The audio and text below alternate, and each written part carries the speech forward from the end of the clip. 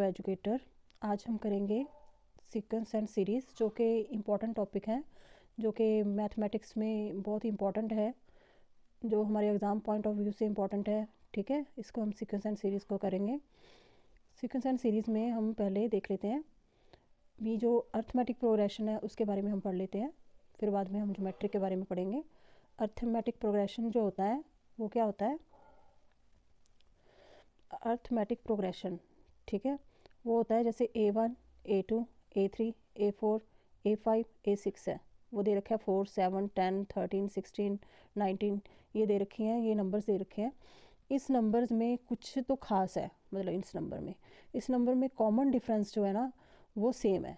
Common difference क्या होता है, जिसको हम डी से डोनेट करते हैं, इज डोनेटेड बाई डी, मतलब डी से हम डोनेट करते हैं उसको, वो बिल्कुल सेम है। 7 से 4 सब्ट्रैक्ट करें तो 3 आता है, 10 से 7 सब्ट्रैक्ट करें तो 3 आता है, 13 से 10 सब्ट्रैक्ट करें तो 3 आता है। मतलब ऐसे, मतलब ये क्या चीज़ है, ये कॉमन डिफरेंस है। और यहाँ पे A1, A2, A3, A4, A5, A6 up to AN numbers होते हैं AP में। ठीक है, ये क्या नंबर्स होते हैं? A1, A2, A3, A1 जो है वो फर्स्ट नंबर है, और यहाँ पे A6 क्या है, ये 6 नंबर है। ठीक है, और इसके बाद क्या आता है? General term. जनरल टर्म के बारे में हम देख लेते हैं। जनरल टर्म जो होती है वो होती है AN, जिसको लिखा जाता है A plus N-1 into D. ये क्या है? ये nth टर्म भी कहते हैं इसको। ठीक है, लास्ट टर्म भी बोलते हैं, मतलब लास्ट टर्म का फॉर्मूला भी इसको कहते हैं, nth टर्म भी कहते हैं इसको, और ये जनरल टर्म फॉर्मूला है। इसके जो अगर हमने सम निकालना है तो सम के फॉर्मूले होते हैं। तो सम के फॉर्मूले जो हैं वो बने हुए हैं n/2 2a plus N-1 into D, और एक जो है n/2 a प्लस एल भी कह देते हैं इसको, AN भी कह देते हैं। ठीक है, यहाँ पे एल भी लिख देते हैं, कई बार यहाँ पे एल लिखा होता है, एल का मीनिंग होता है लास्ट टर्म। ठीक है, अब ये जो फॉर्मूला है ये बना कैसे है? ये फॉर्मूला इसी से बना हुआ है। यहाँ पे जो है ए की जो वैल्यू है, अब इसको सब्ट्रैक्ट कर लें, अगर इसको खोल लें थोड़ा सा, अगर आप इसको खोलेंगे, ए प्लस N-1, N माइनस, यहाँ पे माइनस आएगा, N-1 इंटू डी।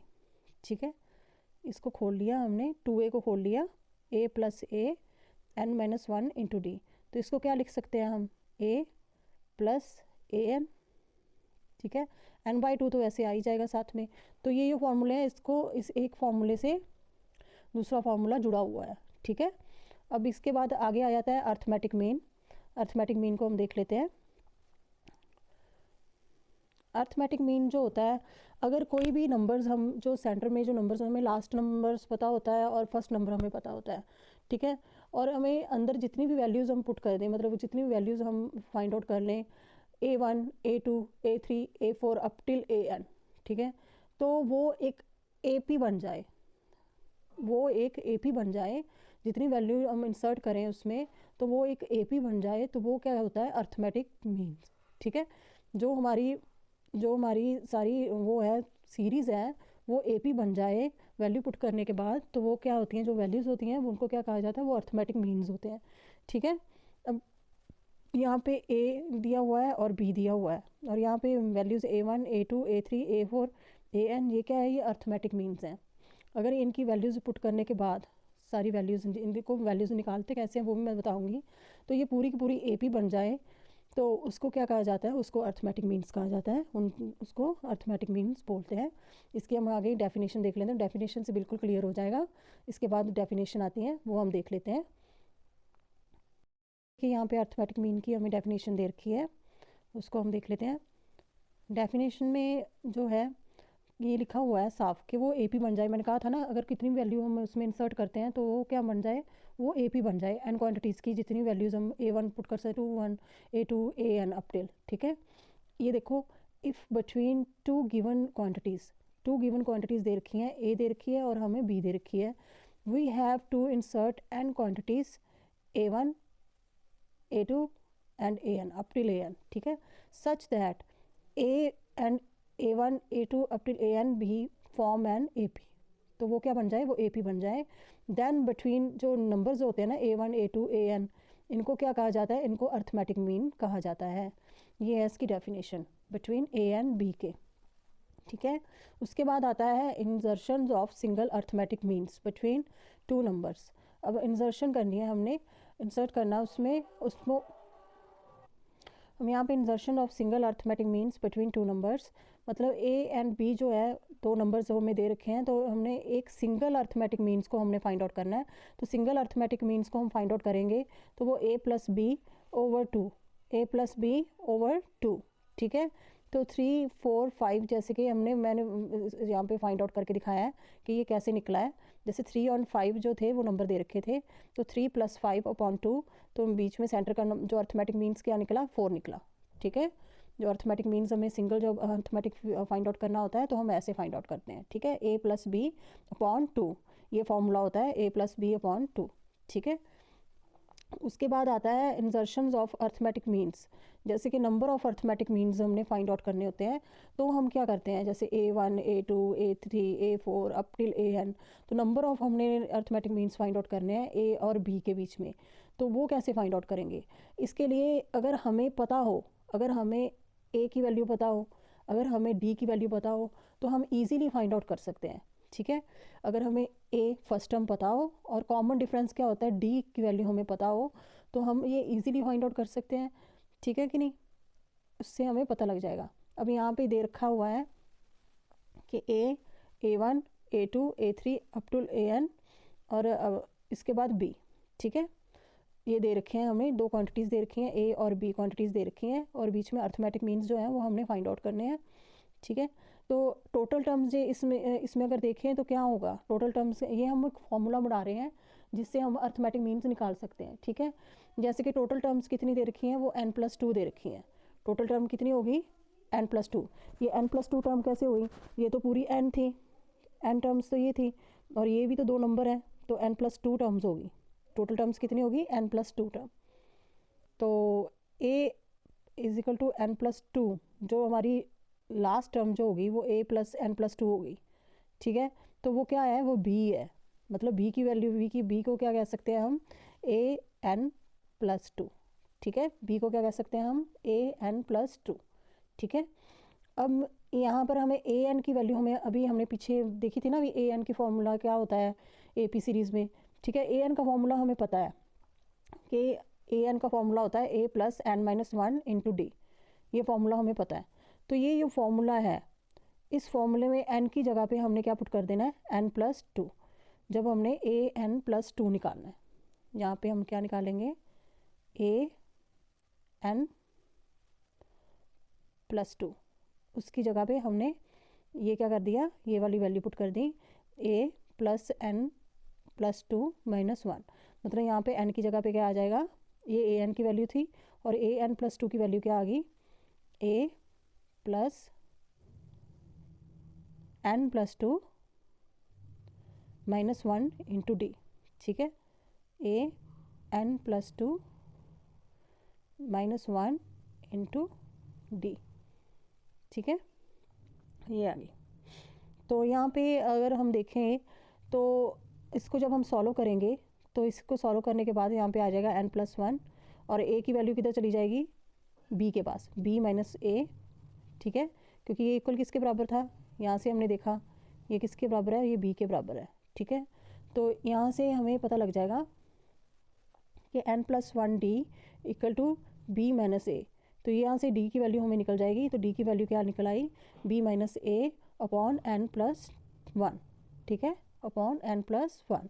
ये वैल्यू अगर हमें पता हो, हमें यहाँ पे अब देखो, अगर हमें कॉमन डिफरेंस की वैल्यू हमें पता लग गई कि b - a अपॉन n+1 होती है, ठीक है। हमें यहाँ पे n टर्म पता हो, n क्या है, ठीक है, हमें b की वैल्यू पता हो, अगर हमें a की वैल्यू पता हो, तो हम यहाँ से कॉमन डिफरेंस निकाल सकते हैं, ठीक है। अगर हमें n की वैल्यू निकालनी है, तो d की वैल्यू हमें पता है, b की वैल्यू पता है, a की वैल्यू पता है, तो हम हमारी nth टर्म हम फाइंड आउट कर सकते हैं, ठीक है। देख लेते हैं, जैसे कि यहाँ पे क्वेश्चन दे रखा है 4 AMs फाइंड आउट करने हैं हमने, कितने ए एम्स फाइंड आउट करने हैं 4। अगर 5 भी होंगे तो 5 ए एम्स भी फाइंड आउट कर सकते हैं। यहाँ पे 5 आ जाए 6 आ जाए तो हम 6 ए एम्स भी फाइंड आउट कर सकते हैं। ठीक है, उसके लिए फॉर्मूलेज होंगे, उस फॉर्मूले में हम वैल्यूज़ पुट करते जाएंगे। अब हमें यहाँ पे ए की वैल्यू पता है, बी की वैल्यू पता है, मतलब वो 19 है। और एन क्या है, एन यहाँ पे है ए एम्स, मतलब ए एम्स कितने हैं यहाँ पे 4 ए एम्स है, तो वो 4 ए एम्स हमने फाइंड आउट करने। यहाँ पे एन की वैल्यू क्या है 4 ए एम्स। ठीक है, कितने हमने अर्थमेटिक मीन्स जो है वो फाइंड आउट करने हैं। ठीक है, वो 4 हमने फाइंड आउट करने हैं। तो एन की वैल्यू कितनी आ गई 4, तो वो वैल्यूज़ हम इसमें पुट कर देंगे। और यहाँ से जैसे यहाँ पे हमने 19 - 4 अपॉन 4 + 1 हमने यहाँ पे पुट कर दिया, तो यहाँ से हमें वैल्यू निकल जाएगी डी की। ठीक है, तो डी की वैल्यू आ गई। और इसी तरह से अगर डी की वैल्यू आ गई तो हमें कॉमन डिफरेंस पता लग गया। फर्स्ट टर्म हमें पता थी, तो कॉमन डिफरेंस से हम ऐड करते करते उसको हम जो है लास्ट वाली जो टर्म है उसे हम निकाल लेंगे। ठीक है, अब जैसे कि A1 क्या था, A1 यहाँ पे A2 है, यहाँ पे A1 क्या है A2 है। ठीक है, क्योंकि जो A थी वो वैल्यू यहाँ पे पुट की रही ना हमने A की, तो A1 क्या है यहाँ पे A2 है। जैसे AP सीरीज़ में होता है A1 A2 A3 up to AN होता है ना, तो A1 A2 आ गया। तो A1 की वैल्यू हमारी क्या होती है A + D। A2 की वैल्यू कितनी है A + D, मतलब A और हमारा कॉमन डिफरेंस ऐड करके हमने यहाँ पे वैल्यू निकाली है ना। कॉमन डिफरेंस ऐड करके 7 वैल्यू आई है। 4 में अगर हम 3 ऐड करेंगे तो 7 आ जाएगा, तो 4 में अगर हमने 3 ऐड किया तो वो कितना आ गया, वो 7 आ गया। और ये बाद में A2 कैसे फाइंड आउट करेंगे A3, A2 क्या है A3 है।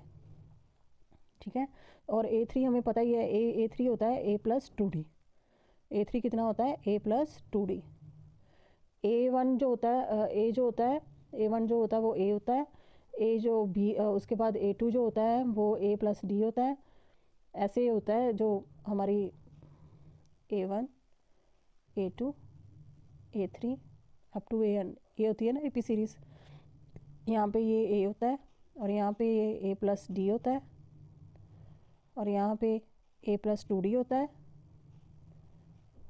ठीक है, 2D होता है और यहाँ पे अप टू चलता रहता है A + 3D A + 3D A + 4D up to AN चलता रहता है। ठीक है, A + ND मतलब चलता रहेगा वो। ठीक है, अब ये जो वैल्यूज़ है, अब यहाँ पे जो है A1 जो है वो क्या है, वो 4 है।